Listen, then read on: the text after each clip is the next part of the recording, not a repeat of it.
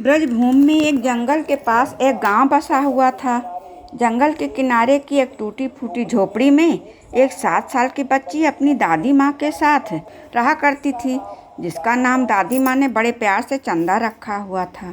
चंदा का उसके दादी माँ के अलावा कोई और नहीं था। उस बूढ़ी दादी माँ के पास भी कमाई का कोई साधन नहीं था।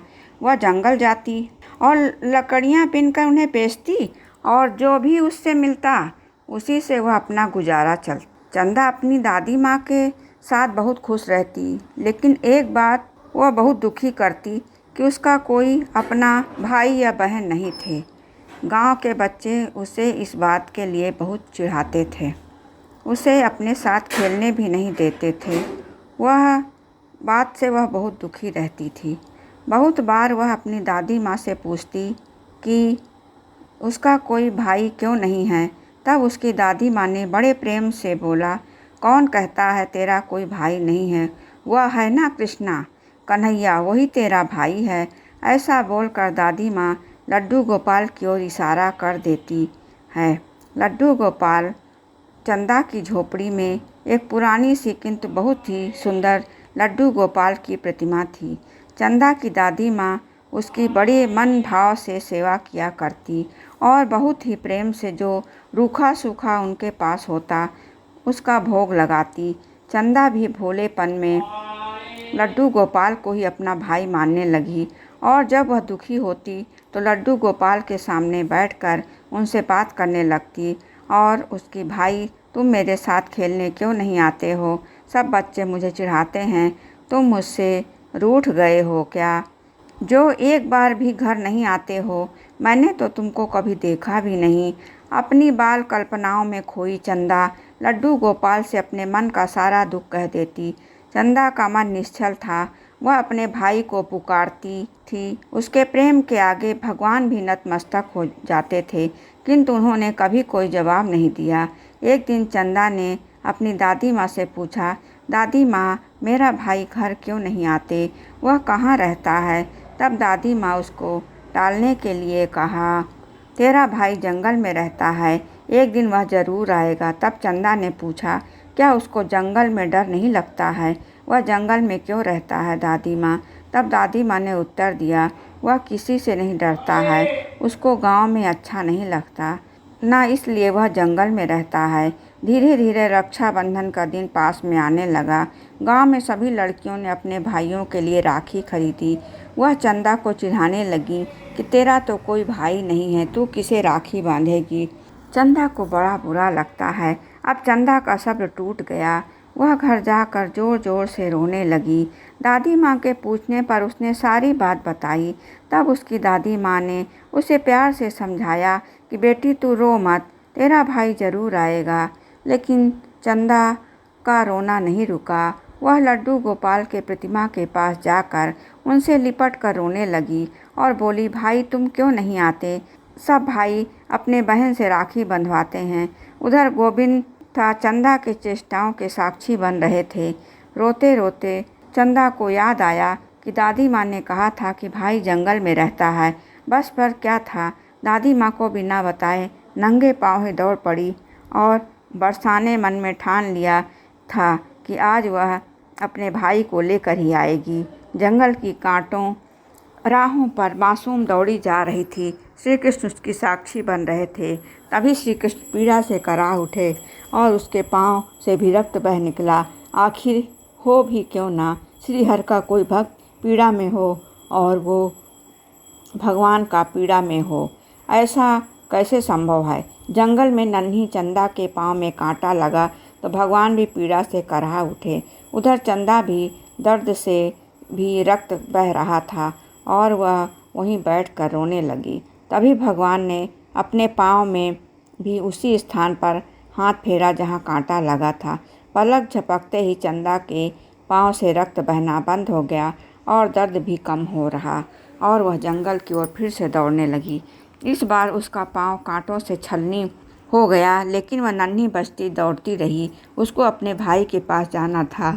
एक स्थान पर वह थक कर रुक गई और रो रो कर कहने लगी, भाई तुम कहाँ हो? तुम आते क्यों नहीं हो? जब कृष्ण गोविंद के लिए एक पल भी रुकना कठिन था, वह तुरंत उठे और 11 से 12 वर्ष के सुंदर बालक का रूप धारण करके चंदा के पास आ गए। उधर वह थक कर बैठ गई थी और सिर झुकाकर रोए जा रही थी। तभी उसके सिर पर किसी ने हाथ फेरा। उठो, एक आवाज़ आई, मैं आ गया मेरी बहन, अब तुम मत रो। चंदा ने सर उठा कर देखा, पूछा, क्या तुम मेरे भाई हो? तब उत्तर मिला, हाँ चंदा, मैं ही तुम्हारा भाई हूँ। सुनते ही चंदा अपने भाई से निपट जाती है और फूट फूट कर रोने लगी। और तब भक्त और भगवान के बीच की भक्ति भाव का एक अनोखा दृश्य उत्पन्न हुआ। भगवान वही धरती पर बैठ गए और उन्होंने चंदा के कोमल पैरों को अपने हाथ में लिया और उन्हें प्रेम से देखा। वह बड़ा ही अद्भुत दृश्य था। भाई बहन को पाने की खुशी में रो रही थी और भगवान भक्त के साथ में देख कर रो रहे थे। श्रीहरि ने अपने हाथ से चंदा के पैरों में चुभे एक एक कांटे निकाले। बड़े प्रेम से उनके पैरों को अपने हाथों का स्पर्श किया। पल भर में सभी कष्ट दूर हो गए। चंदा अपने भाई का हाथ पकड़कर बोली, भैया तुम घर चलो, आज रक्षाबंधन का त्यौहार है, मैं भी तुम्हें राखी बांधूंगी। भगवान बोले, अब तू घर जा, दादी माँ प्रतीक्षा कर रही होगी, मैं कल सुबह ही घर जरूर आऊँगा। ऐसा कहकर उसने विश्वास दिलाया और जंगल के बाहर तक छोड़ते आए। चंदा बहुत दुखी थी, चिंताएं मिट गई थी। दादी माँ का उसकी चिंता में रो रो कर बुरा हाल था। चंदा को देखते ही दादी माँ ने उसे प्यार से गले लगा लिया। चंदा की दादी माँ, कल मेरा भाई आएगा, मैं उसे राखी बांधूंगी। दादी माँ ने सोचा, जंगल में कोई बालक मिल गया होगा जिसे वो अपना भाई समझ रही है। चंदा ने दादी माँ से जिद किया और एक सुंदर सी राखी अपने भाई के लिए खरीदी। अगली सुबह नहा धोकर अपने भाई की प्रतीक्षा के लिए द्वार पर ही बैठ गई। उसको ज़्यादा इंतज़ार नहीं करना पड़ा।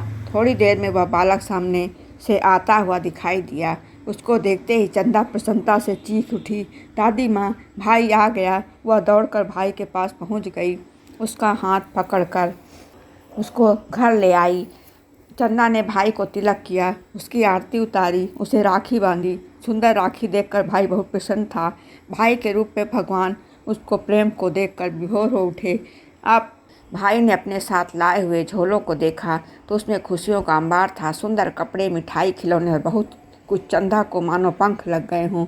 उसकी प्रसन्नता का ठिकाना नहीं था। कुछ समय साथ में रहने के बाद बालक बोला, अब मुझको जंगल वापस जाना है। चंदा उदास हो गई। तब भाई बोला, तू उदास मत हो, आज से मैं तुझे रोज़ मिलने आऊँगा। उधर दादी माँ हैरान थी कि वह बालक कौन है। भाई के जाने के बाद जब चंदा घर में वापस लौटी तो एकदम ठिठक गई। उसकी बंधी हुई राखी लड्डू गोपाल की प्रतिमा पर थी। उसके हाथों पर भी वही राखी बंधी थी जो उसने अपने भाई को बांधी थी। उसने यह देखकर दादी माँ को बुलाया। दादी भी आश्चर्यचकित हो गई। दादी माँ ने भी बचपन से कृष्ण की भक्ति करी थी। वह तुरंत जान गई कि वह बालक कोई नहीं, स्वयं भगवान हरि थे और उन्होंने चरणों में गिरकर बोले, छलिया, जीवन में छला, अंत आया तो भी छल कर चला गया। वह चंदा से बोली, अरे वह बालक कोई नहीं, तेरा वही भाई था। यह सुनकर चंदा भगवान की प्रतिमा से लिपट कर रोने लगी। अंत में बोली, भाई तुम यही तो हो, सामने क्यों नहीं आते हो?